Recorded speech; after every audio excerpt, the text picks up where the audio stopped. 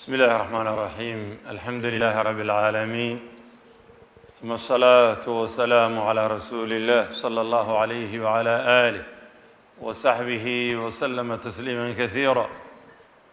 يا أيها الذين آمنوا اتقوا الله حق تقاته ولا تموتن إلا وأنتم مسلمون.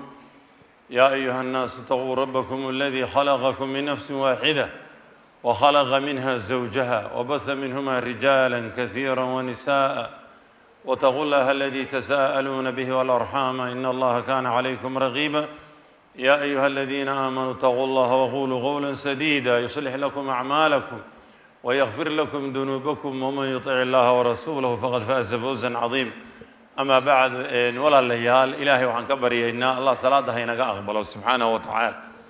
عبادة يا خيرك إلهي هينقا أقبله، هينقو ديلو إسلام لماذا الله إلهي هينقو صارو وهينقو نولي. أنت كدب كل دمالمها واحد جرى مقالة aynu ku aragno inay dadkii in badan ay tagtay aan oran karno dadkii wax yar baa ku soo haray masaajid buuxi jiray iyo suuqyadii camiraan jiray iyo guriyihii oo iska cidla ah, suuqyadii aan cid joogin, ganacsi aysan ka socon, masaajidii wax yar ay ku tukanayaan baynu aragnaa.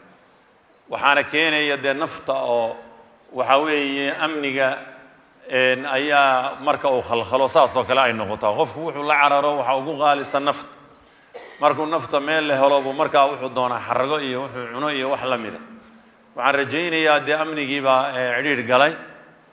cidhiirkii markii hore uu ku jiray mid ka sii daran buu galay oo dadku ay markaa naftoodii waxay u baqaan iyo waxay arkayaan iyo waxay ka baqaan labadaba oo ay isleeyihiin wuu dhacayaa ayaa dadku ay u baneeyeen magaalada uga carare.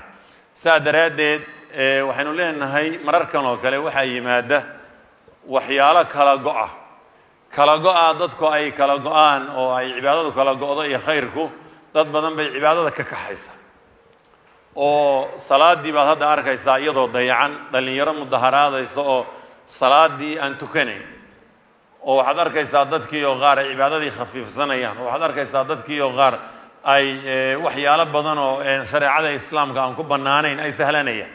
waxaan leenahay marka qofka muslimka ah salaada waa laga rabaa waqti walbaba, salaada laga dhaafi maayo. salaada inna salata kanat cala almu'miniina kitaaba mawquuta. allah wuxuu leeyahay salaadu waxay mu'miniinta korkooda ku ahaatay mid la faral yeelay oo la waqtiyeeyey oo dushooda lagu waajibiyey. saa daraaddeed waxaad eegtaa waqtigii rasuulku jihaadada xitaa uu ku jiray salaada miyaa laga dhaafay dadka? waa maya. iyadoo culimmadu waxay leeyihiin kayfa maa yumkin ayuu u tukanayaa xitaa qofku isagoo jihaadkii gaalada lala dagaalamaya ku jira, wuxuu u tukanayaa kayfa maa yumkin, sidii u suurowda.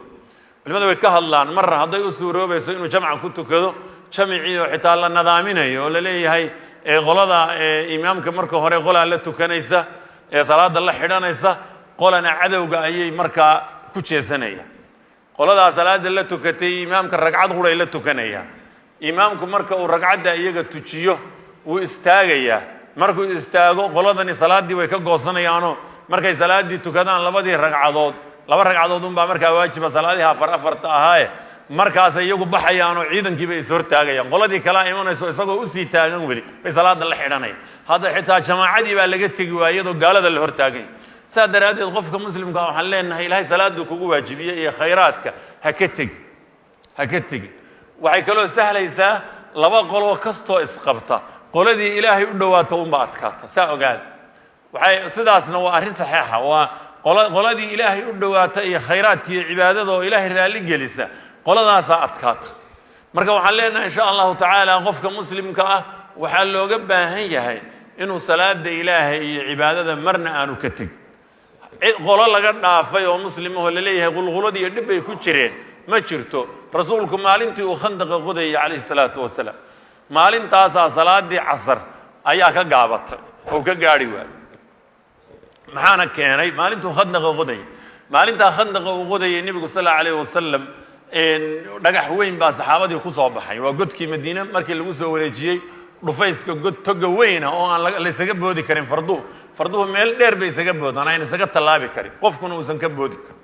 marka khandaqii lagu soo wareejiyey magaalada Madiina maadaama ay yiraahdeen gaaladan maanta isa soo baahaysa iskama difaaci karno isa soo baahaysatay ayaa waxa dhacay in khandaqa lagu soo wareejiyey nabigu markaa dhagax weyn oo soo baxay Madiina iyo dhulka Carabtuna dhagaxyadeedu caadi maaha buuraheena oo kale maaha waa buuro shiila madow oo aad soran kartid adigu xitaa lugahaaga kuma fuuli kartid qofku hadduu arko meeshii nabigu fuulay maalintii Uhud uu la tacajabay marka sidee qof u fuuli kara adigu maanta ma fuuli kartid marka waxaanu leenahay dhagaxaas ku soo baxay oo dhulka shiilamadooda ay dhagaxanta ku soo baxo saxaabadii dhagax way ka quusteen nabigu isagoo gaajo daraadeed xarig dhexda ugu xidhan yahay dhagax oo caloosha ku adkeeyay ayuu dhagaxi ku degtay markay saxaabadii kale ka quusatay marka bisinku u qabtay rasuulku calayhi salaatu wasalaam marka isagii baa dubihii la dhacay si ugu garaacayay buu fakana kathiban amhala wuxuu noqday boor kala yaacay rasuulku wuxuu xoog weynaa ilaahayna adkaysan buu siiyay gaajada iyo cibaadada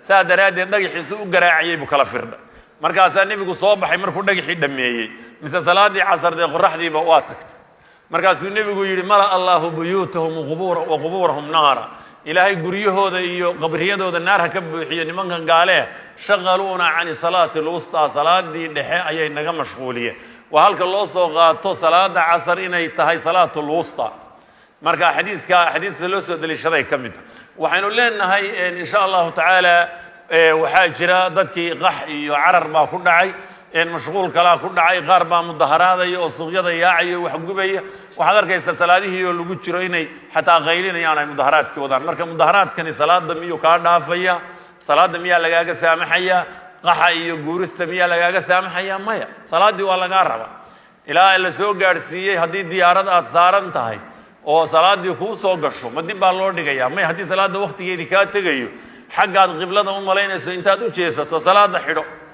marka ishaaraad ku tuko haday ku suurageyso hatta haday qibladu suurageli weydo inaad u jeesato ama aad garan weydo meeshii wajigaaga isaga xidho ishaaraad salaada ka dhig lama ogolo marka salaada in laga tago saa daraadeed qofkii xanuunsanayay sakaraadka ah oo ka ordayay banaanka maraya iyo ka gaariga saaran uu ka hawl yar yahay ayaa Imraan bin Husayn saxaabiga la oran jiray oo aad u xanuunsado sariirta ku ururay baa rasuulku soo booqdayo markaasuu nabiga u warramo rasuulka Ilaahay salaadii sidaan u tukadaa ma kici kare rasuulku markaa waa kale salli qaa'iman adoo taagan tuko fa in lam tastadi' fa qaa'idan hadii kale adigoo fadhiya fa in lam tastadi' fa ala janbin hadii kale adoo dhinaca u jiif marka dhinaca xataa dhaqdhaqaajin kari weydo indhaha ka tukanaysa halkaas la soo gaarsiiyay salaadii marka marna la iska dhaafi maayo waxaanu leenahay marka yaan qofka qulquladaha iyo dhibaatooyinkaasi waa arrimaha keena dadka qaar inay cibaadada ka tagaan inay khayrkii ka tagaan inay hadalla xun ku hadlaan qaar waxyaalahaas oo dhan looma baahna qofka waxa laga rabaa markuu arrimaha samaynayo arrimahaasi ku soo fool yeeshaan iyo qulquladu inuu iska ilaaliyo wixii uu markii horeba iska ilaalin jiray oo waliba ilaahay u sii dhawaado oo ilaahay baryo subhanahu wa ta'ala waxaan leenahay alla faraj khayr qabayn weydiisanayna magaalada in ilaahay amnigeedii iyo wanaageedii ku soo celiyo ilaahay subhanahu wa ta'ala dilka dadku ay ka cabanayaan oo ay qaarna muuqdaan qaarna qarsoon yihiin ilaahay waxaan ka baryaynaa ilaahay faraj ha inooga furo subhanahu wa ta'ala ilaahay faraj inooga furo ilaahay faraj inooga furo adiga faraj ka fure ilaahay ka qaylin mayno cidla oo dan la'aan la qaylin mayno oo nama wado inaan maaragtay faakihaysanayne naftayadii baa cidhiir ku jirta ilaahu naftayada cidhiirka nooga saar wassalaamu calaykum waraxmatullaahi wabarakaatuh wajazaakum allah khayran wabarakallahu fiikum